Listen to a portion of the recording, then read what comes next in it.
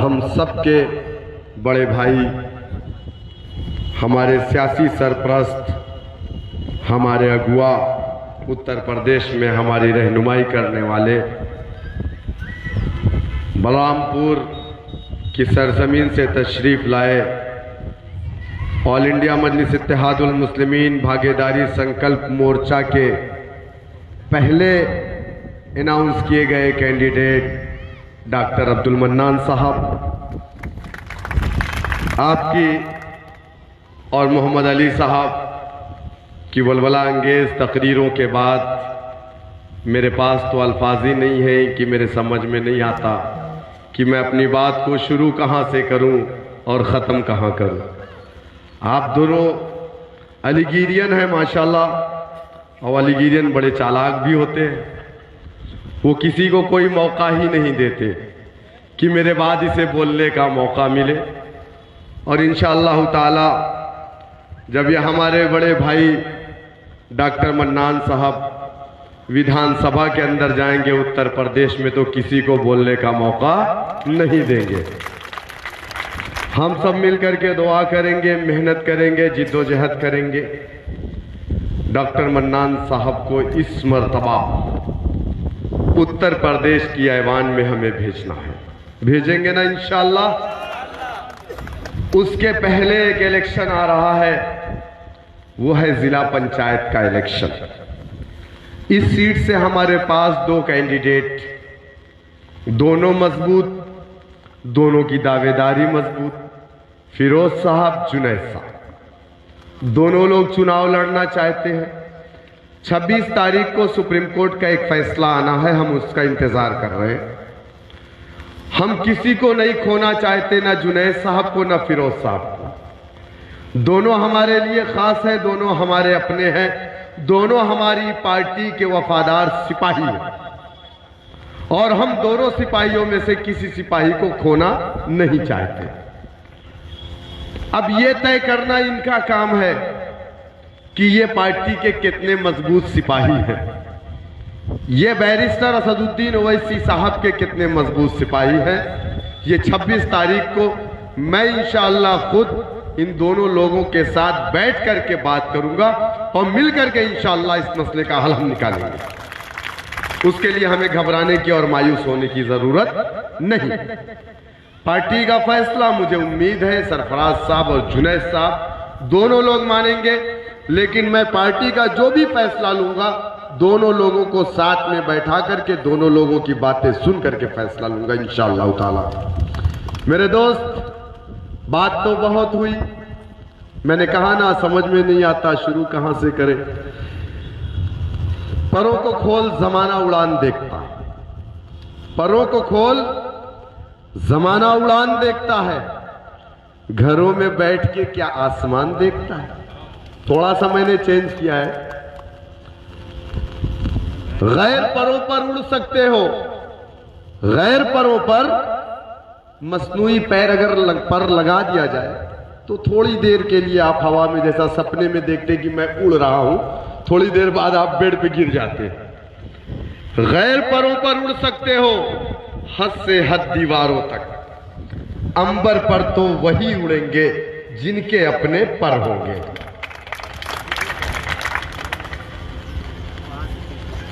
हमारा मुल्क एक जमहूरी मुल्क है, आप सब जानते हैं, मैं भी जानता हूं। 1947 15 अगस्त को आजाद हुआ, बड़ी शान से, बड़े फख्र से।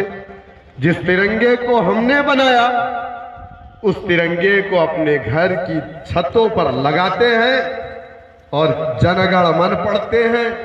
सारे जहां से अच्छा हिंदुस्तान हमारा पढ़ते हैं, पढ़ते कि नहीं पढ़ते।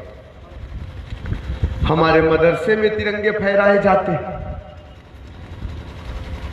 तिरंगे को बनाया हमने, इनकलाब जिंदाबाद का नारा दिया हमने, अंग्रेजों के खिलाफ जिहाद का फतवा हमारे मदारिस ने, उलमाए कराम ने दिया। मुरादाबाद से लेकर शामली तक कोई ऐसा दरख्त नहीं बचा था उलमाए कराम की गर्दनों को काट करके नहीं लटकाया गया है ना। आप सब ने पढ़ा होगा, डॉक्टर मन्नान साहब की तकरीरों में सुना होगा। लेकिन आज क्या वजह है मुसलमानों? वीडियो रिकॉर्डिंग अगर होगी तो सरस्वती शिशु मंदिर की नहीं होगी कि वहां तिरंगा फहरता है या नहीं। कहां की होगी? मदरसे की होगी। कभी आपने सोचा ऐसा क्यों? क्या आपने इस मुल्क के लिए अपने जान की कुर्बानियां नहीं दी? क्या रेशमी रुमाल की तहरीक हमने नहीं चलाई? क्या अंग्रेजों के खिलाफ शाना बशाना अपने कौमी भाइयों के साथ हम नहीं लड़े? क्या इलाहाबाद के अंदर मुजाहिदीन आजादी को दफनाने के लिए जमीन कम पड़ गई तो अंग्रेजों ने दरख्तों को काट करके मुजाहिदीन आजादी को आग में फेंक दिया था? क्या ये कारनामा हमने इस मुल्क के लिए नहीं किया? 200 साल की गुलामी से इस मुल्क को आजाद मैं ये नहीं कहता कि सिर्फ और सिर्फ मुसलमानों ने कराया। इस मुल्क को आजाद इस मुल्क के हिंदुस्तानियों ने कराया। एक तरफ अंग्रेज, दूसरी तरफ हिंदुस्तानी, तब जाकर के हमारा ये वतन अजीज आजाद हुआ। तब ना कोई हिंदू था, ना कोई मुसलमान था, ना कोई बैकवर्ड था, ना कोई फॉरवर्ड था। सबके सब क्या थे? हिंदुस्तानी थे कि नहीं थे? आप लोग अगर बैठ जाते तो बड़ी अच्छा हो जाता, तकरीर में भी मजा आ जाती, डिस्टर्ब भी नहीं होता। और थोड़ा सा खामोश रहिए आप लोग। थोड़ी देर लूंगा, बात को सुन लीजिएगा, चला जाऊंगा। 74 साल से हमारे जहन के अंदर जो गुलामी की शराब हमें पिला करके हमारे दिमाग में डाला गया कि मुसलमान तुम बहुत थोड़े हो, तुम नहीं जीत सकते, बहुत थोड़े हो, तुम हार जाओगे, बहुत थोड़े हो, बीजेपी जीत जाएगी। यही ना, मैं उस गुलामी की शराब जो हमने पी रखी है, उस नींद से, उस नशे से आपको जगाने के लिए आपके दरमियान में आया हूं। मेरी बात को थोड़ी देर सुन लीजिएगा, बहुत देर आपको नहीं पकाऊंगा मैं। अच्छी लगेगी कहिएगा, आगे बोलूंगा इंशाअल्लाह। हमने अपनी जान माल सबका नजराना पेश किया मुल्क आजाद, लेकिन आज मौजूदा वक्त में 74 सालों बाद इस मुल्क के अंदर राष्ट्रवाद का पाठ अगर किसी कौम को पढ़ाया जा रहा है तो वो कौम बिलाशुबा मैं ये कहूंगा कि कलमा ला इलाहा इल्लल्लाह मुहम्मदुर रसूलुल्लाह पढ़ने वाली कौम को पढ़ाया जाए। अगर इस मुल्क में किसी को आतंकवादी और किसी के मदारिस को, किसी के तालीमी इदारे को अगर आतंकवाद की नर्सरी कही जा रही है मुसलमानों, वो तुम्हारे इदारे को कही जा रही है। सरस्वती शिशु मंदिर की वीडियोग्राफी नहीं होती 26 जनवरी 15 अगस्त को, जबकि यही आरएसएस के लोग 42 साल तक आजादी के बाद अपने हेडक्वार्टर नागपुर में हमारे तिरंगे को नहीं लगाया था। इनसे कोई सवाल नहीं करेगा। ये देश के गद्दार आज हमें राष्ट्रवाद का जो पाठ पढ़ाते हैं, सुन लो देश के गद्दारों, हम कभी देश के गद्दार ना थे, ना हैं, ना रहेंगे इंशाअल्लाह ताला, क्योंकि हमारे आका ने बताया कि तुम जिस मुल्क में रहना उस मुल्क के वफादार बनकर के रहना। और हमारे आका की बात हमारे लिए हदीस है, और हदीस का मुनकिर कभी मुसलमान नहीं हो सकता। हमें आज किन किन अल्फाजों से बुलाया जाता? हम आतंकवादी नहीं, बल्कि जो हमें आतंकवादी कहते हैं वो इस मुल्क के दुश्मन हैं, और मौजूदा वक्त में मरकज में या सूबे के अंदर जो हुकूमत बनी है, यकीनन मैं ये दावे के साथ कहता हूं, ये मुल्क को तोड़ने वाली हुकूमत है, मुल्क को जोड़ने वाली हुकूमत नहीं। आप बताइए मोदी जी ने क्या क्या कहा था? सबका साथ, सबका विकास, एक लफ्ज 2019 में बढ़ाया, सबका विश्वास। मोदी जी, सबका साथ, सबका विकास और मुसलमानों का विनाश क्यों कर रहे हैं आप? ये सवाल आपसे हमारा। हमने कौन सी गलती की? मुसलमानों, मेरे एक लफ्ज पे आप गौर करना। हमने कौन सी वो गलती की मुसलमानों जिसकी वजह से आज तुम सफे हस्ती से मिटते जा रहे हो? आज तुम्हारा कोई पुरसाने हाल नहीं है। आज तुम्हारी कोई खैरियत लेने वाला नहीं है। अरे लिंचिंग में आप मारे जाते, कोई यादव का बेटा, उसकी लिंचिंग हुई।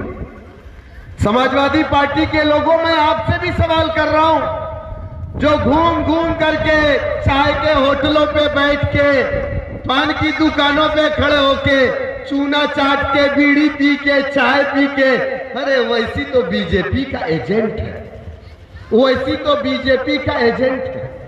मेरा सवाल आपसे भी है, अरे उत्तर प्रदेश में किसी यादव की लिंचिंग होती है क्या? अभी आपके बगल के जिले अकबरपुर में एक मुसलमान 84 साल का, बेचारे मस्जिद में अजान देते थे, मस्जिदों की सफाई करते थे, चोर कह करके उनको मार दिया गया। मैं भाग करके गया, पार्टी की तरफ से मैंने 50,000 रुपए का चेक दिया। समाजवादी पार्टी के चपरासियों, तुम्हारे आका अखिलेश यादव ने उस मुसलमान का जिक्र नहीं किया अपनी जबान से। तुम्हारी पार्टी का जिला सदर, तुम्हारी पार्टी का सूबाई सदर, तुम्हारी पार्टी का कौमी सदर, तुम्हारी पार्टी के एमएलए कोई उस गरीब के घर पर नहीं गया। मैं भाग करके गया। तो बीजेपी का एजेंट, इतनी फिक्र मुसलमानों की, और तुम तो बड़े पारसा हो, हौजे कौसर से नहा के निकाला गया तुम्हारा कौमी सदर, जो नरेंद्र मोदी को अपने घर में शादी पर बुलाता। बुलाए कि नहीं बुलाए भाई? भाई ये बताओ आप मुझे कि मेरी बेटी की शादी थी, मैंने डॉक्टर मन्नान साहब को बुलाया, मुझे मोहब्बत थी डॉक्टर मन्नान साहब से, तब ना मैंने बुलाया। मुझे जिस लोगों ने बुलाया उन्हें मुझसे मोहब्बत थी, इसलिए मुझे उन्होंने बुलाया। तो अखिलेश यादव, मुलायम सिंह यादव के घर में शादी होती है तो किसको बुलाया जाता है? चाय चाय चाय चाय वाले को। कौन बुलाता है? कौन बुलाता है? समाजवादी पार्टी के चपरासियों, तुम्हारा आका बुलाता है। तो इसका मतलब ये बात साफ है कि तुम्हारे आका को सबसे ज्यादा अगर मोहब्बत किसी से है इस मुल्क में तो वो नरेंद्र मोदी से। हमारे लीडर की बेटी की शादी हुई, एक नहीं 2 बेटियों की शादी उन्होंने किया 2 साल के अंदर। नरेंद्र मोदी गए? गए कि नहीं गए? नहीं गए ना, नहीं बुलाया गया, क्योंकि वो जिसका करीबी था उसने उसे बुलाया। जिसका हरीफ है, जिसका दुश्मन है, वो कभी नहीं बुलाता अपने यहां शादियों में अपने दुश्मनों को। हमारा सियासी दुश्मन है नरेंद्र मोदी। और आज जो लोग हम पर इल्जाम लगाते हैं, मैं उनसे सवाल कर रहा हूं, क्या समाजवादी की सरकार में अखलाक को नहीं मारा गया? मारा गया कि नहीं मारा गया? आप बताइए, कौन गया? अखिलेश यादव उसके घर पर गए, तुम्हारे नेता गए, समाजवादी पार्टी के उस वक्त के मिनिस्टर गए, समाजवादी हुकूमत ने अखलाक को उनके घर में घुस करके लाठी और डंडों से पीट करके मार दिया गया। कोई गया? क्यों? क्यों नहीं गया? अगर गया तो वही बीजेपी का एजेंट 1400 किलोमीटर दूर हैदराबाद की सरजमीन से चल करके उत्तर प्रदेश की सरजमीन दादरी में इखलास के घर पर गया। उस लीडर का नाम बैरिस्टर असदुद्दीन ओवैसी साहब है। 16 चपरासियों, मैं गया साथ में, तुम्हारे नेता क्यों नहीं जाते? बलिया में यादवों के साथ ज्यादती हुई, कत्ल हुआ बैकवर्ड लीडर का, अखिलेश यादव का 10 लोगों का डेलीगेशन गया। आजमगढ़ में 2 मुसलमान बच्चों को काट करके फेंक दिया गया, 4 महीना पहले की बात है। एक 22 साल का, एक 25 साल का। अखिलेश यादव का डेलीगेशन नहीं गया। कौन गया? मैं गया, मजलिस गई। समाजवादी के चपरासियों, मेरा सवाल आपसे, आजमगढ़ के अंदर एक दलित को मार करके फेंक दिया जाता, वो नया नया अभी कोई रावण आया, वो भी गया। अजय कुमार लल्लू कांग्रेस का प्रदेश अध्यक्ष भी गया, समाजवादी पार्टी का प्रदेश अध्यक्ष भी गया, सब गया। मुझे कोई एतराज नहीं, अच्छी बात है, जाना चाहिए। लेकिन मुझे एतराज इस बात पर है कि समाजवादी पार्टी के लोगों, क्या हमारी जिंदगी का मुकद्दर यही है कि हम नाम नहाद सेकुलर लोगों को बीजेपी की डर से वोट डालेंगे और कभी ये लोग पलट करके हमारी बस्तियों की तरफ हमारी खबर भी नहीं लेंगे? क्या हमारी जिंदगी का मकसद हम सिर्फ वोट डालने के लिए पैदा किए गए? आप बताइए मुझे। लोग हम पर तरह तरह की बातें करते हैं। खुदा की कसम, मैं बहुत बड़ा लीडर नहीं हूं, सियासत से मेरा कोई वास्ता नहीं था। वालिदे मोहतरम ने अपनी जिंदगी में सबसे छोटा इलेक्शन जो प्रधानी का मिंबरी का होता है नहीं लड़े। मैं एक ताजिर का बेटा हूं, सिर्फ और सिर्फ ताजिर था। लेकिन आज अगर मैं उत्तर प्रदेश के 75 जिलों में गली मोहल्लों की खाक फाक रहा हूं, उसके पीछे मेरा मकसद ये नहीं है कि मैं एमपी बन जाऊं, एमएलए बन जाऊं, मिनिस्टर बन जाऊं, ये मेरा मकसद नहीं है। अगर मुझे एमपी बनना होता, एमएलए बनना होता, तो मेरे पास बहुत सारे ऑफर आए, और कहां तो टिकट भी बिकता है। डॉक्टर मन्नान साहब से पैसा लेके टिकट भी खरीद सकते हैं, टिकट बिकता भी है। मालूम है ना कहां बिकता है? 2 करोड़ का, 3 करोड़ का। अब मुझे नहीं मालूम कि वो बसपा में बिकता है कि सपा में बिकता। उनके मिनिस्टरों ने कहा, क्या कहा भाई क्या, लेकिन मेरी जिंदगी का मकसद वो नहीं है। मेरी जिंदगी का मकसद सिर्फ और सिर्फ ये है कि जो कौम इस मुल्क के अंदर 832 साल हुकूमत की, जो कौम इस मुल्क के अंदर बावकार कौम जानी जाती थी, जो कौम इस मुल्क के अंदर अपनी मस्जिदों से बाहर निकलती थी तो गैर मुस्लिम भाई अपने बच्चे को लेकर के खड़ा रहता था, उसका भरोसा, उसका एतमाद था कि ये दुआ करके फूंक देगा तो मेरा बेटा अच्छा हो जाएगा। वही कौम आज अपने इस मुल्क में बेवकार हो गई है। मैं उसी वकार को वापस पाने के लिए अपना सब कुछ कुर्बान करने को तैयार। ये मेरी जिंदगी का मकसद। और लोग सोचते हैं कि भैया सियासी पार्टी है, एमपी बनी है, एमएलए बनी है, अरे ये कोई और करता होगा। तो और भी पार्टियां यहां पर हैं मुसलमानों की। लोगों ने मुझसे सवाल किए, अरे फलाने साहब, बेकारे साहब, हम पार्टी में प्रीपेड वर्कर नहीं रखते, हम तनख्वाह पर किसी को नहीं रखते।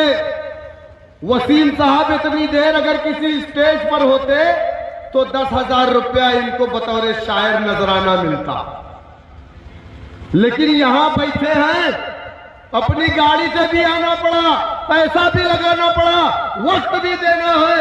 क्यों दे रहे हैं? क्योंकि हमारी जिंदगी का मकसद एक है। वो क्या है? उम्मते मोहम्मदिया इस मुल्क में बावकार अपनी जिंदगी को जीना शुरू कर दें। और हम बावकार कैसे बनेंगे? सवाल ये भी सुन लो समाजवादी के लोगों। चलिए थोड़ी देर हम लोग योगी जी की बात कर लें, फिर समाजवादी के लोगों वक्त है ना, सुनेंगे ना इंशाअल्लाह।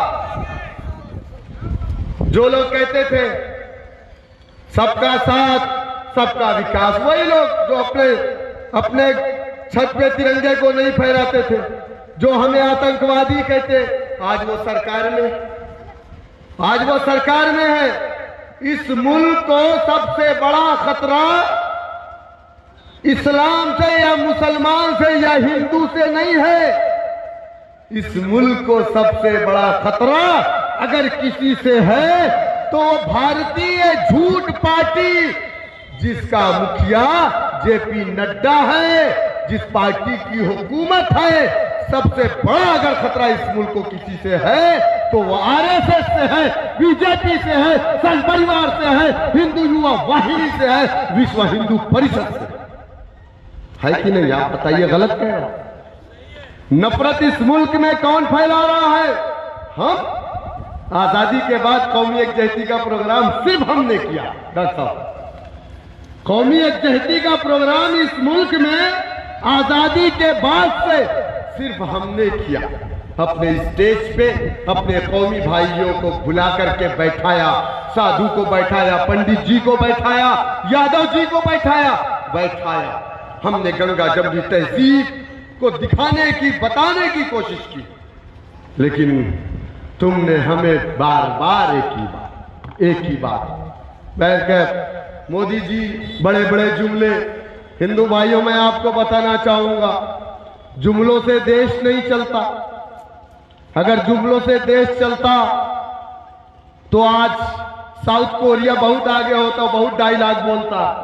वो क्या नाम है, जिनपिंग कुंग, क्या नाम नहीं जानता मैं, छोटा वाला जो है भाई, हाँ, जिसके खिलाफ कोई कुछ बोलता उसको गोली मार देता। आज यही हाल हो गया, बीजेपी के खिलाफ बोलो तो देशद्रोही। पुलिस वाले भी मुकदमा कर देते हैं बीजेपी के खिलाफ। आजकल पुलिस वाले भी बीजेपी के ही गा रहे हैं। सही गलत कुछ नहीं, भाजपा का नेता पहुंच जाता। पहले 500 रुपए में जो काम होता था, अब कितने में होता है? 5000 में। भ्रष्टाचार मुक्त कर रहे थे देश को। आज क्या हाल है? किसी तहसील में नकल निकलवाने जाइए, पहले 10 रुपए में निकलती थी, अब 1000। पुलिस थाने में पासपोर्ट की रिपोर्ट लगवाने जाइए, मुसलमान है तो 3000, अगर दूसरी बिरादरी का है तो 500 में काम चल जाए। अगर भाजपा का नेता फोन कर दे तो इसको पैसा न लगी। गलत है? गलत है? सही है ना? हम बनवा रहे तो लिए रहे हम से, यही हमारे याद है।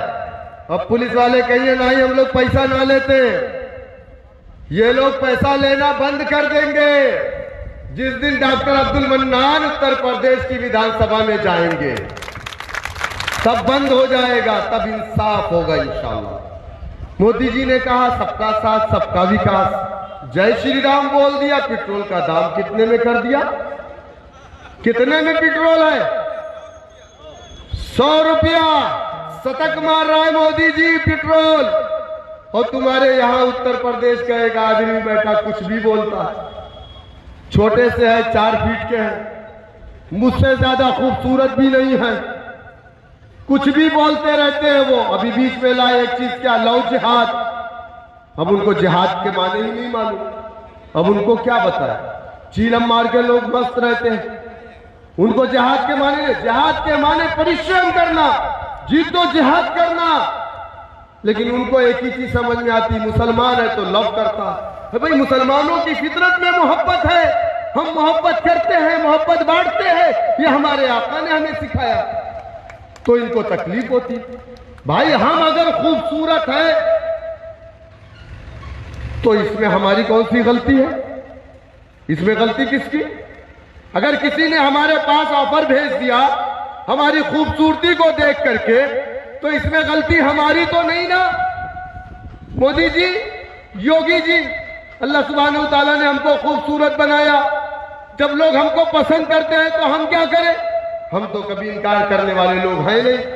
हम तो सीधे जो एक कदम बढ़ता हम 2 कदम बढ़ाते। तो अब इन्होंने कानून बना दिया, बोले लो जिहाद नहीं, कानून बना दिया, जेल में डाल देंगे। चलिए ठीक है, कोई बात नहीं है। हम आएंगे इंशाअल्लाह विधानसभा के अंदर, तो या तो कानून रहेगा या तो फिर कुर्सियां पटकी जाएगी। डॉक्टर साहब इंशाअल्लाह दुआ करिए कि डॉक्टर साहब जल्दी से जाए। दूसरी चीज, यहां क्या चल रहा, हमारे प्रदेश के मुखिया योगी जी, ठोक दो, एक नई नीति आई है, ठोक दो। पुलिस वाले पकड़े, गोली मार दिए, हाथ में तमंचा पकड़ा दिए, सुबह दिखा दिए खूंखार आतंकवादी, ऐसे ऐसे मारा गया। भाई हम जानते हैं, बहुत सारे पुलिस वाले हमारे दोस्त भी हैं, रिश्तेदार भी हैं, हम लोग जानते हैं किस तरीके से फिल्म बनती है। और उसमें मारा कौन जाता, 37% मुसलमान मारा गया, योगी जी ने जिनको मरवाया। तो जब वर्दी ही फैसला करेगी और जब बाबा फैसला करेंगे, तो फिर ये यहां की अदालत किस काम की? अदालत को आप बंद कर दीजिए। क्यों अरबों करोड़ों का खर्च आप कर रहे हैं, जब सारे फैसले आपको बंदूक की नोक पर करना। मुल्जिम को मुजरिम अदालत साबित करेगी, मुल्जिम को मुजरिम उत्तर प्रदेश की न हुकूमत न उत्तर प्रदेश की पुलिस साबित करेगी। वो अदालत का काम है, अदालत को करने दीजिए। लेकिन यहाँ तो एक ही पॉलिसी चल रही है, ठोक दो। अच्छा, बीच में बेचारे बाबा जी लोग भी ठोके जाने लगे, पंडित जी लोग। अब बताओ, दो ही लोग तो आशीर्वाद देते हैं, या तो पंडित या मुल्ला। तो इन लोगों ने पंडित जी का आशीर्वाद लिया और मारना किसको शुरू किया? पंडित जी लोग को। जहां देखो हर हफ्ते एक पंडित जी को ठोक देते थे। पंडित जी लोग आजकल नाराज चल रहे हैं। पंडित जी लोग, मैं आपको दावत दे रहा हूं, आइए मजलिस इत्तेहादुल मुस्लिमीन के साथ आइए। इंशाअल्लाह ताला इंसानियत की बुनियाद पर इंसाफ होगा। हम इंसानियत की बुनियाद पर इंसाफ करेंगे, जात पात बिरादरी की बुनियाद पर नहीं, जिस तरीके से बीजेपी के लोग करते हैं। अच्छा, महंगाई का क्या हाल है बताइए? डीजल क्या हाल है? बिजली की कितनी महंगी हो गई, और ये लोग सब सस्ता करने की बात कर रहे थे। एक बाबा रामदेव है, आप जानते हैं क्या? भाई आप कहानियां कह सकते हैं, मैं क्यों कहानियां कहूं? बाबा रामदेव यादव, क्या नाम है उनका? बाबा रामदेव यादव। अखिलेश यादव ने 2012-17 के बीच में जब उनकी हुकूमत थी, 150 एकड़ जमीन दिया था बाबा को। कितना? 150 एकड़। उस दिन कह रहे थे कहीं पर कि हमसे गलती हो गई, हमने तो 150 एकड़ इसको इसलिए दिया था कि यादव है, हमारी बिरादरी का है, हमारा प्रचार करेगा। लेकिन ये तो भाजपा वाला यादव निकला। रजत शर्मा की जो एक टीवी, क्या नाम उसका है, आपकी अदालत पे बाबा रामदेव बैठ के क्या बोले थे, क्या कह रहे हैं बताओ? 35 रुपया लीटर डीजल बिकेगा। कितना? 35 रुपया डीजल। अगर आप चाहते हैं तो नरेंद्र मोदी को आप देश का प्राइम मिनिस्टर बनाइए। बाबा रामदेव भाग गया पता नहीं कहां। और पेट्रोल 100 रुपया पहुंच रहा है, गरीब परेशान है बेचारा। गोरखपुर कल मैं गया था, सुंदरीकरण के नाम पे गोरखपुर के गरीबों की दुकानें तोड़ दी गई। भाई आप तोड़ रहे तो उनको जगह तो दीजिए भाई। ये हो रहा। पत्रकारों ने कहा आप योगी के गढ़ में आए। मैंने कहा मैं योगी के गढ़ में नहीं हूं, ये मेरा गढ़ है। योगी जी माइग्रेट होकर के उत्तराखंड से आए हैं, अवैधनाथ के लड़के हैं, अवैध तरीके से यहां पर हैं, उनका घर तो उत्तराखंड है। मैं तो माइग्रेट होकर के नहीं आया हूं, मैं तो यही पैदा हुआ हूं उत्तर प्रदेश के आजमगढ़ जिले में। तो जो लोग बाहर से आए वो अवैध तरीके से रह रहे, इनको चले जाना चाहिए।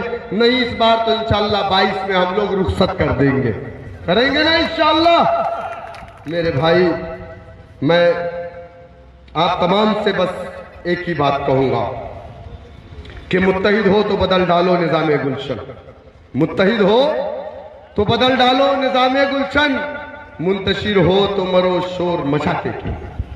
ये जो सारी चीजें मैंने बताई, जुल्म, ज्यादती, लिंचिंग, ये आपके ऊपर क्यों? कभी सोचा आपने? इस मुल्क के अंदर दलित, उसके ऊपर ही बहुत जुल्म ज्यादतियां हुई। उसकी कमर में झाड़ू बांधे जाते थे, उसके गले में मटकी लटकाई जाती थी। झाड़ू इसलिए कमर में कि उसके पैरों के निशान ना रहे। गले में मटकी इसलिए कि वो जमीन में ना थूके, मटकी में थूके, वरना जमीन नापाक हो जाएगी। उसकी बहन बेटियों की इज्जत को लोग जाकर के दलित बस्तियों में लूटते थे। जब वो जाकर के शिकायत मुखिया या प्रधान के पास करता तो मुखिया और प्रधान क्या करते, 2 जूता और मारते, कहे तेरी हिम्मत कैसे हुई, तू आला जात के लोगों की शिकायत करने आया। था कि नहीं इस मुल्क के अंदर? आजादी के बाद था, लेकिन उन दलितों को इंसाफ कैसे मिला? आज हिम्मत है, आप दलित बस्तियों की तरफ आंख उठा करके देख लो। मुसलमानों, आपसे पूछ रहा हूं, हिम्मत है? आज आपकी हिम्मत नहीं है कि दलित बस्तियों की तरफ आप आंख उठा करके देखिए। क्यों? मुल्क की आजादी के बाद हिंदुस्तान की पार्लियामेंट में 131 दलित हमेशा होता है। कितना? 131, 30 और 1 31। बाबा साहेब भीमराव अंबेडकर ने अपनी किताब में लिखा कि ये वही कांग्रेसी दलित है जिसको नींद आएगी, जवाई लेगा, अपना मुंह खोलेगा, कभी दलितों के ऊपर हो रहे जुल्म और अत्याचार पर अपना मुंह नहीं खोलेगा। ठीक समझाया अपनी कौम को। काशीराम ने बाबा साहेब के मिशन को आगे बढ़ाया और कहा, दलितों संगठित हो जाओ, शिक्षित हो जाओ, संघर्ष करो। दलित बस्तियों में जाकर के कहा कि अगर तुम चाहते हो कि तुम्हारे साथ इंसाफ हो, अगर तुम चाहते हो कि संविधान ने तुम्हें जो हुकूक दिए हैं वो तुम तक पहुंचे, तो उसके लिए जमहूरी मुल्क में तुमको अपना डंडा, अपना झंडा, अपना नेता बनाना पड़ेगा। हम लोग कहते थे ना कि गोबर से दाना चुन करके खाने वाली कौम, उस कौम ने काशीराम को, बहन मायावती को अपना लीडर माना, उस नीले झंडे को अपना झंडा माना, बहुजन समाज पार्टी को अपना सियासी प्लेटफॉर्म बनाया। अगर मगर लेकिन किसी को जिताने और हराने में नहीं गया, मुत्तहिद होकर के अपनी पार्टी के साथ खड़ा हुआ। उत्तर प्रदेश का 11% चमार 1 बार, 2 बार, 3 बार नहीं, 4 मर्तबा अपनी बेटी को प्रदेश का मुख्यमंत्री बनाया कि नहीं बनाया? आज हिम्मत है क्या कांग्रेस पार्टी का वो मेंबर ऑफ पार्लियामेंट जो 131 की तादाद में हिंदुस्तान की पार्लियामेंट में बैठा था, क्या उसने दलितों को इंसाफ दिलाया? नहीं दिला पाया। दलित जब तक लोगों के दरवाजों पर जाते कि मेरी बेटी की इज्जत लूटी गई, 4 झापड़, 4 लात, 4 मुक्का पड़ता और भगा दिया जाता। आज वही हाल मुसलमानों तुम्हारा। अल्लाह ने इस दुनिया में इंसाफ कायम करने के लिए हमें भेजा था। अल्लाह ने इस दुनिया में हुक्मरान बना करके भेजा था। अल्लाह ने कुरान में कहा, मुसलमानों, कुंतुम खैरा उम्मतिन उखरिजत लिन्नास, ऐ लोगों तुम बेहतरीन उम्मा हो। कौम नूह, कौम लूत, कौम यूनुस को अल्लाह ने बेहतरीन उम्मत का खिताब नहीं दिया। आपको अल्लाह ने बेहतरीन उम्मत बना करके भेजा और ये बेहतरीन उम्मत इस दुनिया में अगर आई तो हुक्मरानी करने के लिए, इंसाफ कायम करने के लिए आई। लेकिन आज ये बेहतरीन उम्मत क्या कर रही है? अरे जब तक तुम पावर में नहीं आओगे, लोगों के साथ ना इंसाफियां होगी, तुम्हारे साथ ना इंसाफियां होगी और आप इंसाफ नहीं कायम कर सकोगे। उसके लिए आपको ताकत में आना पड़ेगा। दलितों ने वही किया, मुत्तहिद हुए। जो कौमें मुत्तहिद होती है, अल्लाह की मदद भी उसी कौम पर आती है। जो कौमें मुंतशिर होती है, अल्लाह की मदद उस कौम पर नहीं आती। इसीलिए हुक्म है कि जब हय्या अलस्सलाह की आवाज तुम्हारे कानों तक जाए तो मस्जिद के अंदर दाखिल हो जाना और एक साथ खड़े होकर के, मुत्तहिद होकर के, मुनफरिद होकर के, मुंतशिर होकर के नहीं, मुत्तहिद होकर के एक सफ में खड़े होकर के एक इमाम के पीछे नमाज पढ़ना, अल्लाह की मदद आएगी। लेकिन आज तो सब के सब इमाम हो। जो सियासत का दर्जा 3 तक पढ़े वो कहते महू इमाम हो, जे हाफिजा ना किए से वो कहते महू इमाम हो, जे मदरसा की 1 दिन की रोटी ना खाए से मुट्ठी वाली और लाल वाली, अरे हरी वाली, पीली वाली दाल, वो कहते महू इमाम हो। भाई इमाम तो 10 तो नहीं हो सकते ना। एक तो छोटके इमाम जो रोज नमाज पढ़ावत है, एक तो बड़के इमाम जो जुम्मा जुम्मा ईद वाली पढ़ावत है कि बिचवा में औरो कौरो नमाज है, कई ठो इमाम बनाएला तो क़यादत एक होगी, हमारा अमीर एक होगा। अगर कई अमीर चुनोगे मुसलमानों, तुम्हारी लड़ाई कमजोर होगी, टुकड़ों में बढ़ जाओगे, मुंतशिर हो जाओगे। आज आपको हमको ये देखना है कि काबिलियत कहां है, आज हमको ये देखना है ताकत कहां है, आज हमको ये देखना है सही दिशा में कौन है, आज हमको ये देखना है सही दशा में कौन है। हम टिकट बेच ले, हम पैसा ले ले, हम तनख्वाह पे 4 ठो बोले वाला बुला ले, जैसे पुराने जमाने में नवाखानी करने वाली पैसा देके बुलाई जाती थी, आती थी तो रोती थी, चली जाती थी पैसा लेके। तो वहां पर उस इमाम के साथ फिरने वाले कौन लोग हैं? वही जो पैसे पर आके तकरीर करके चले जाते हैं। आज उनको 20 मिलता है, मैं 25 का ऑफर दूंगा, यहां चले आएंगे।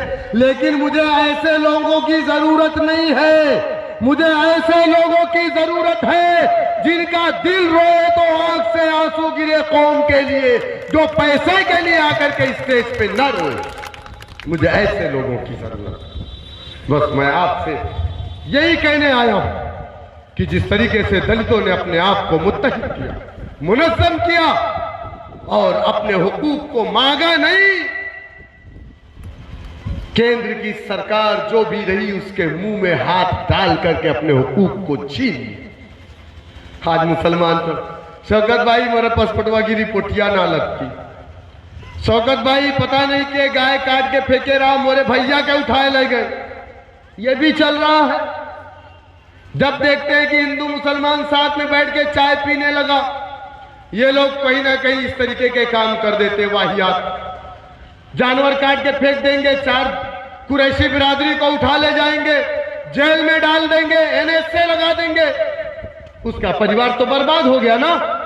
कोई पूछने वाला नहीं, कोई आवाज उठाने वाला नहीं, ना अखिलेश, ना माया, ना राहुल। और बीजेपी के लोग तो खुश होते हैं जब 4 मुसलमान की लिंचिंग होती, उनकी तो बात ही अलग है।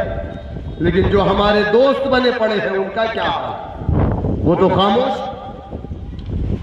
जब तक आप अपनी सफ़ों में इत्तेहाद नहीं पैदा करेंगे, जब तक आप अपना मरकज़े सियासी नहीं बनाएंगे। हमने कौन सी गलती की? कांग्रेस पार्टी के लोगों, मुल्क आजाद हुआ था, हमारे बड़ों ने रफ़ाए आम कलम में 1947 नवंबर के महीने में एक कन्वेंशन बुलाया। वहां पर उसकी क़यादत, उस कन्वेंशन की क़यादत कौन कर रहा था? मौलाना अबुल कलाम आजाद कर रहे थे। रफ़ाए आम कलम का वो मैदान, उसकी दीवारें, उसकी ईंटें आज भी गवाह है उस बात। नवंबर के महीने में हिंदुस्तान के तमाम दानिश्वर इकट्ठा हुए, कहा है मुसलमानों वतन अजीज आजाद हो गया। बहुत पॉइंट की बात बता रहा हूं मुसलमानों, गौर से सुनिएगा। कहा है मुसलमानों वतन अजीज आजाद हो गया। मुल्क के अंदर 2 सियासी पार्टी है, एक कांग्रेस पार्टी और दूसरी मुस्लिम लीग है। लेकिन है मुसलमानों, हम मुस्लिम लीग को अपनी पार्टी नहीं मानेंगे, कांग्रेस पार्टी को अपनी पार्टी मानेंगे। हम अपना कोई सियासी परचम नहीं बनाएंगे, कांग्रेस पार्टी का सियासी परचम हमारा सियासी परचम होगा। हम सियासत अगर करेंगे कांग्रेस पार्टी के प्लेटफॉर्म पर करेंगे। हमने लब्बैक कहा कि नहीं? हमने वोट दिया, नोट दिया, सपोर्ट किया, कांग्रेस पार्टी के इस तिरंगे को अपने कंधों पर रखा, जिंदाबाद के नारे लगाए, राहुल, सोनिया, नेहरू, राजीव, इंदिरा जिंदाबाद के नारे लगाए। जवाब चाहिए मुझे मैं उन कांग्रेसी मुसलमानों से कि 60 साल तक हमने तुम्हें मुल्क का इख्तिदार दिया। हमने ये थोड़ी कहा था कि हमको चांद तारे तोड़ करके ला दो। हमने तो ये कहा था जमहूरियत में संविधान ने हमको जो जायज हुकूक दिए सिर्फ हमको वो चाहिए। हमने राहुल गांधी का, सोनिया गांधी का, हमने वो सोने का चम्मच नहीं मांगा था प्रियंका गांधी का जिससे वो दूध पीते थे, हमने वो नहीं मांगा। हमने अपने जायज हुकूक मांगे थे, यह मुल्क हमारा था, हमने आजाद करवाया था। हमारे साथ नाइंसाफियां क्यों? 1 2 3 4 5 नहीं, इस मुल्क में 30,000 से ज्यादा दंगे किसने करवाए? कांग्रेस पार्टी ने करवाए। कांग्रेस पार्टी की दौरे हुकूमत में हुए। बाबरी मस्जिद का ताला उसी की हुकूमत में खोला गया। बाबरी मस्जिद के अंदर मूर्ति कांग्रेस की हुकूमत में रखी गई। बाबरी मस्जिद टूटी भी तो कांग्रेस की हुकूमत में टूटी। क्या मेरी बात गलत? मुरादाबाद शहर, याद है ना आपको मुरादाबाद की ईदगाह? ईद के रोज हम तैयार होके जाते, वापसी का इंतजार हमारी बीवी, हमारे बच्चे, हमारी माँ, हमारी बहन करती। मेरा भैया लौट करके आएगा, मेरे लिए फूल लाएगा। बच्चे इंतजार करते खिलौना आएगा। कुछ लोग इंतजार करते मिठाइयां आएगी। माँ इंतजार करती मेरा बेटा आके मुझे मुबारकबाद देगा। ऐ मुसलमानों, मुरादाबाद में कांग्रेस की हुकूमत में तुम्हारे भाई गए तो ईद की नमाज पढ़ने के लिए सफेद कुर्ते और पैजामों में, वो कफन बन करके उनकी लाशें उनके घरों को गई। ये किसकी हुकूमत में हो? किसकी हुकूमत में? चपरासियों कांग्रेस के। ये तुम्हारी हुकूमत में हुआ। 1992 6 दिसंबर को जब बाबरी मस्जिद शहीद हुई, तब मुसलमानों ने कांग्रेस से नाता तोड़ लिया। यही ना? उसके बाद से उत्तर प्रदेश में कांग्रेस की हुकूमत नहीं बनी। 1992 6 दिसंबर। अच्छा, मुसलमानों के अंदर एक आदत है, नमाज नहीं पढ़ेंगे लेकिन मस्जिद में तनको रंग पड़वा झगड़ा करे तैयार है ना? मत करिएगा। होली है, हमारे हिंदू भाई होली मनाएंगे। अगर कलर थोड़ा सा मस्जिद की दीवार पर गलती से पड़ जाए तो झगड़ा मत करिएगा, पानी से साफ कर दीजिएगा। कोई गुनाह कोई चीज है, आपकी मस्जिद नजिस नहीं होने वाली। झगड़ा मत करिएगा। बीजेपी चाहती है कि हम इस मुल्क में हिंदू मुसलमानों को लड़ा करके हमेशा राज करते रहे। बीजेपी के इस मकसद को हमें नाकाम करना है, यह हमारा मकसद। नहीं करेंगे ना इंशाअल्लाह। हाँ, जरूरत पड़े इनको मिठाई की जरूरत हो तो मिठाई भी खिलाइएगा इनके त्योहार, लेकिन कभी ये काम मत करिएगा जो मैंने अभी कहा है कि मस्जिद में थोड़ा कलर पड़ जाए हम बड़े गुस्से में आ जाते हैं, झगड़ा कर लेते। मत करिएगा।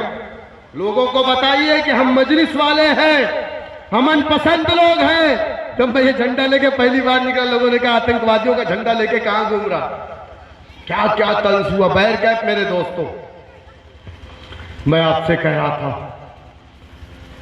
कि कभी भी हमें अपनी सफ़ों को मुंतशिर नहीं करना, हमें मुत्तहिद करना, मुत्तहिद होकर के हमें आगे बढ़ना। दलित आगे बढ़ गया, यादव आगे बढ़ गया। उत्तर प्रदेश के किसी थाने में जाओ, 4 ठो यादव है, सुनील यादव बैठे, इनके सामने कह रहा हूं, हक बात है, सबके सामने कहूंगा, अच्छी बात है। मुझे खुशी है इस बात की कि यादव पिछड़ा था, हर थाने में 4 यादव। मुझे खुशी है सुनील भाई, हर थाने में है कि नहीं है? आप हर थाने में चले जाओ, मेरा दलित पिछड़ा था, हर थाने में 4 दलित। मुझे खुशी इस बात की है, लेकिन मुझे अफसोस इस बात का है कि जिस कौम ने 7% यादवों की पार्टी को इख्तियार की कुर्सियों पर बैठाया, उस कौम का बेटा आज किसी थाने में नजर नहीं आता। मुझे अफसोस इस बात का है कि जिस कौम ने 11% दलितों को हुकूमत दी उत्तर प्रदेश में, उसका बेटा आज थाने में नजर नहीं आता। क्यों? क्यों नजर नहीं आता? उसकी सिर्फ और सिर्फ एक वजह है कि दामाद को कभी हिस्सा नहीं मिलता, इज्जत मिलती। ये जो कांग्रेसी और सपा के जो चपरासी बैठे हैं, जो चिल्ला रहे हैं ना, भाजपा के एजेंट है, ये सपा के नेता है। आम मुसलमान नहीं कह रहा इस बात को, ना हिंदू कह रहा। सपा का जो नेता है वही कह रहा है कि MIM बीजेपी की बी टीम है। अगर साबित कर दो समाजवादी पार्टी के मुस्लिम चपरासियों, मैं खुदा की कसम तुम्हारे दरवाजे पे आ करके चपरासी बन करके तुम्हारे बाहर दरवाजे पे झाड़ू मारूंगा, पोछा मारूंगा। नहीं साबित कर पाओगे। तुम अपने मुंह से मुंह खोला, भक्त से कुछ भी बोला, क्या है भाई, तुम बोलते ही रहते हो। हमने सबको उसके मुकाम पे पहुंचाया, सबको हिस्सेदारी मिली, लेकिन हमको हिस्सेदारी नहीं दंगे मिले। 30,000 से ज्यादा दंगे बाबरी मस्जिद टूटी, मुसलमान नाराज हुआ, तब मुसलमानों ने कांग्रेस को तलाक दिया, तलाक तलाक तलाक। ट्रिपल तलाक पे भी कानून बना दिए ना, ट्रिपल तलाक पे आपकी शरीयत में मुदाखलत हुई, कांग्रेस को छोड़ दिया। मुलायम सिंह बड़े चालाक थे, फौरन खड़े हुए, नारा लगा दिए, मुसलमानों मैं तुम्हारे साथ हूं। मुसलमान फिर एक मर्तबा सेकुलरिज्म पे भरोसा कर। मुलायम सिंह बहुत चालाक आदमी थे, छोटे हैं, अल्लाह ताला जिसको कद थोड़ा कम करता है उसको दिमाग थोड़ा ज्यादा देता है। जैसे वसीम भाई शायर हो गए, दिमाग अल्लाह ने ज्यादा दिया है। अल्लाह ताला कुछ छीनता है किसी से तो उसके अंदर कुछ डाल भी देता है। डॉक्टर साहब बैठे, वो बताएंगे। डॉक्टर साहब से मैंने कहा मेरी करीब की रोशनी खत्म हो गई, बोले ये अच्छा मैसेज है। मैंने कहा मतलब कि इसका मतलब आपकी आंख बहुत अच्छी है, ज्यादा दिन तक दूर तक देखोगे। हाँ डॉक्टर साहब बैठे, सर्जन है, आई सर्जन। इन्होंने मुझसे कहा यानी अल्लाह ताला अगर कुछ चीजें लेता है तो यकीनन कुछ चीजें दे भी देता। मुलायम सिंह चालाक थे, समाजवादी का गठन कर लिया 1992 में मुसलमान सेकुलरिज्म के नाम पे। मुलायम सिंह जिंदाबाद, मौलाना मुलायम जिंदाबाद के नारे लगा करके चंदा डंडा झंडा ले करके दौड़ पड़ा, हुकूमत बनाया, 4 बार हुकूमत में थे। लेकिन क्या Ranganath Mishra commission, छच्चर committee, कुंटू commission, महमूदुर्रहमान commission, Gopal commission की रिपोर्ट जिसने कहा इस मुल्क का मुसलमान पसमानदा दलित से बदतर है, क्या उसके बाद हमारे हालात में बदलाव आए? समाजवादी हुकूमत बनने के बाद समाजवादी के चपरासियों, सवाल आपसे है। मुझे मालूम है तुम मेरी तकरीर को सुन रहे हो, न तुम मुझसे बात कर पाओगे न तुम्हारा नेता मुझसे बात कर पाएगा। बताओ मुसलमानों के हालात में तब्दीली आई, मुसलमान नाराज हुआ तो फिर उसके समझ में आया अरे अरे अरे समाजवादी ने तो हमको धोखा दिया, हमने वोट डाल दिया, सरकार बन गई, किया हुआ वादा पूरा नहीं किया, फिर वोट डाल दिया बसपा को, 5 साल बसपा की हुकूमत बन गई, बनी ना। फिर इधर भी जो वादा किए गए नहीं मिला, फिर उधर गया तो 4 मरतबा ये, 4 मरतबा ये। किसके वोट से? आपके हमारे वोटों की भीख से 4 मरतबा ये लोग हुकूमत किए कि नहीं किए? किए ना। और आप क्या किए? सब लोग कहते हैं जुम्मन चाचा लिखते हैं, मत लिखा करो जुम्मन चाचा। समाजवादी के लोगों को आप लिखते हैं जुम्मन चाचा, ये सपा के लोग इंशाअल्लाह मुसलमान आज नहीं तो कल हमारे साथ आएगा। ये हमारे भाई हैं, थोड़ा सा भटके हैं, थोड़ा सा पैसे का मामला, ठेकेदारी वाला पैसा नहीं मिला है, चेक रुका हुआ है, इसलिए सपा का प्रचार कर रहे हैं। हम थोड़ा और मजबूत हो जाएंगे तो हमारे साथ आ जाएंगे। यही ना कहते हैं काम करो काम करो, हम लोग के दिल में वैसी साहब है, लेकिन हम लोग थोड़ा बाद में आएंगे। तो बाद में आएंगे, पीछे वाली लाइन में खड़े रहेंगे, आखिरी वाले हिस्से में ना, जो पहले आएगा पहले पाएगा इंशाअल्लाह। तो जिस मुल्क के अंदर जमहूरियत में, जो हमारा मुल्क एक जमहूरी मुल्क, जिसके पास अपना डंडा नहीं, अपना झंडा नहीं, अपना लीडर नहीं, अपना कायद नहीं, उस कौम की कोई पहचान नहीं है। जिला पंचायत का इलेक्शन, हम सबको मिल करके वोट किसको डालना है? ना हमको वोट फिरोज साहब को डालना है, ना हमको वोट जुनैद साहब को डालना है, हमको वोट इस झंडे को डालना है। किसको? पार्टी के झंडे को डालना है। पार्टी के झंडे को, अपने परचम को वोट डालोगे तो तुम्हारा कायद जो हिंदुस्तान की पार्लियामेंट में खड़ा होता है, ट्रिपल तलाक, एनआरसी, लिंचिंग पर बोलता है, वो और मजबूत होगा। तो उसको मजबूत करना है, करेंगे ना इंशाअल्लाह। पार्टी को मजबूत करना है या अपने खाला के लड़के को मजबूत करना? पार्टी को मजबूत करना या मामू के लड़के को मजबूत करना? तो पार्टी को मजबूत करेंगे इंशाअल्लाह ताला। इस मुल्क में बाइज्जत अपनी जिंदगी को गुजारेंगे। योगी आदित्यनाथ से उत्तर प्रदेश की विधानसभा में अगर वो आए 22 में, तो मैं और डॉक्टर साहब दोनों कहेंगे उत्तराखंड चले जाओ तुम, हम उनको उत्तराखंड भेजेंगे। और इंशाअल्लाह अगर पार्लियामेंट में पहुंच गए डॉक्टर साहब, तब तो खैरियत नहीं है। एक तो शेर हैदराबाद की सरजमीन से, दूसरा शेर उत्तर प्रदेश की सरजमीन से चला जाएगा। तो फिर क्या होगा? रोड पे चिल्लाने से, सड़कों पे चिल्लाने से हमारे मसले का हल नहीं। जब तक आप उत्तर प्रदेश या लोकसभा के अंदर ऐवानों में जब तक नहीं जाएंगे, जब तक आपके मसले का कोई हल नहीं है। उसके लिए आपको मुत्तहिदा प्लेटफॉर्म पर एक कलमे की बुनियाद पर हमारी लिंचिंग होती है। हमारा एक छोटा सा वाकया कहकर के बात खत्म करूंगा, आप भी थक गए हैं सुनते सुनते। मेरा सगा भांजा था 1993 में महाराष्ट्र के दंगे में, मेरे 2 भांजे थे, तो वो वहां पे काम सीखते थे। कर्फ्यू की शक्ल थी, दुकानें बंद थी, मेरी एज के थे उस टाइम। आप अंदाजा कर लीजिए क्या उम्र रही होगी। ये दोनों चले गए, बोले चलो अंधेरी से विलय पार्ला, आप लोग मुंबई रहते जानते हो, जब आप जाएंगे अंधेरी से विलय पार्ला की तरफ, बाएं साइड में आप देखेंगे लाइन से जो बिस्कुट की फैक्ट्री है पार्ले जी वाली, वहां पे सारी मंदिरें छोटी छोटी बनी है, शिवसेना वालों के मकान। हमारे वो दोनों भांजे, इनको शरारत सूझी, चले गए पार्ला टाकीज में फिल्म देखने। बोले काम धाम बंद है। वहां से वापसी करने लगे तो एक ने कहा यार 20 रुपया टेम्पू का लगी है, ये ट्रेनिया वाली पटरिया पकड़ और चल पैदल ही निकल चला जा, 20 रुपया बच जाए। अब दोनों पैदल वहां से निकल गए। अब वो जहां मैंने बताया वहां से सब निकले, और निकले दोनों को पकड़ लिया। क्या पूछा? नाम क्या?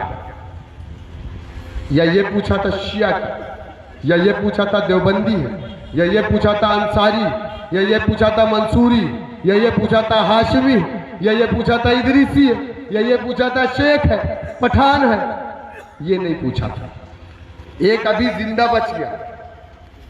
कहा साले कठुआ हो, भाग सकते हो तो भागो। एक तो विलय पार्ला स्टेशन की तरफ भागा, उसके सर पे वार किए और 19 टाके आए, और दूसरी जानिब भाग गया। आज तक उसकी लाश नहीं मिली हम लोगों को, आज तक नहीं मिली। एहसान जाफरी को काट करके गुजरात में फेंक दिया गया, शिया समझ के नहीं, मुसलमान समझ के। अभी राम से रही घाट बाराबंकी में तुम्हारी मस्जिद पे नमाज पढ़ने के रोक दिया गया। वहां का एसडीएम उसको गिराने चला गया, कोर्ट से स्टे मिला 15 दिन का। 80 साल पुरानी मस्जिद, चकबंदी के कागज, सुन्नी वक्फ बोर्ड उत्तर प्रदेश में दर्ज, 50-60 साल पुराना बिजली का बिल, सब कुछ होने के बाद आज उस मस्जिद में नमाज रोक दी गई। हमने अपनी पार्टी की टीम वकीलों की लगाई है, उनके मुतवल्ली इमाम से मुलाकात की है, और आज हम बाराबंकी में बड़ी प्रेस कॉन्फ्रेंस अपने वकीलों से करवा रहे हैं। जमीयत उलमा के लोग भी उसमें लगे हुए। तो अगर आप ये चाहते हैं कि आप इस मुल्क के अंदर अपनी इबादत गाहों की हिफाजत कर ले, अपनी शरीयत की हिफाजत कर ले, अपनी दीन की हिफाजत कर ले, तो जमहूरियत में आपको अपना सियासी मुकाम पैदा करना पड़ेगा। वरना आज तो आप तहज्जुद की नमाज मस्जिद में पढ़ लो।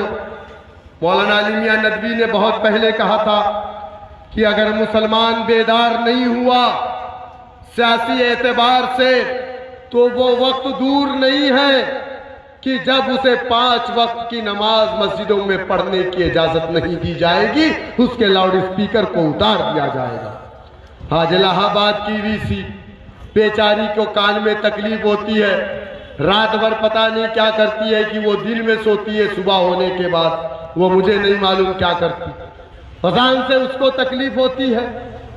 अभी बलिया का एक एमएलए मिनिस्टर है बीजेपी का, अभी वो भी शिकायत किया हाई कोर्ट में जाकर के कि ये 5 वक्त की जो अजानें हैं इसको रोका जाए। तो ये चीजें जो आपके साथ हो रही है, क्यों हो रही? अरे कुत्ता खाने वाले, बिल्ली खाने वाले, सुअर खाने वाले सब तो हैं इस देश में, किसी को रोका जाता? भैंसा खाने वालों से तकलीफ। क्यों? झोला आपका चेक हो, हांडी आपकी चेक हो, फ्रिज आपकी चेक हो। रावण को मानने वाले भी इस मुल्क के अंदर है, राम को मानने वाले। हमारे संविधान की यही तो खूबसूरती है। एक तरफ अगर मंदिर से घंटे की आवाज तो दूसरी तरफ मस्जिद से आवाज आती है। यही तो हमारे मुल्क की खूबसूरती। तो इस खूबसूरती को कौन तोड़ रहा है? समझिए क्यों तोड़ रहा है। कमजोर जो होता है उसी को और मारा जाता है। अपने आप को मजबूत करना है तो एक मरकज़ सियासी पर इकट्ठा होने पड़ेगा। मैं इन्हीं बातों के साथ अपनी बात को खत्म करूंगा। बात तो मैं तकरीरें बहुत लंबी कर सकता हूं, चूंकि मजलूम तो हम हैं। 74 साल की एक दास्तान है जो जुल्म की सुनाते सुनाते ये सूरज डूब जाएगा, कलम की स्याही खत्म हो जाएगी, लेकिन हमारे जुल्म की दास्तानें कभी खत्म नहीं होंगी। लेकिन मैं आपसे बस यही कहूंगा कि आप इधर उधर की बातों में मत आइए। अगर आपको मुनज़्ज़म होना, मुत्तहिद होना, तो एक मरकज़ सियासी पर इकट्ठा होकर के अपनी जमात, अपने नेता मजलिस इत्तेहादुल मुस्लिमीन को मजबूत कीजिए। बैरिस्टर असदुद्दीन ओवैसी साहब के हाथों को मजबूत कीजिए। बहुत बहुत शुक्रिया। वाखिर दावान अल्हम्दुलिल्लाहि रब्बिल आलमीन। अस्सलामु अलैकुम व रहमतुल्लाहि व बरकातहू।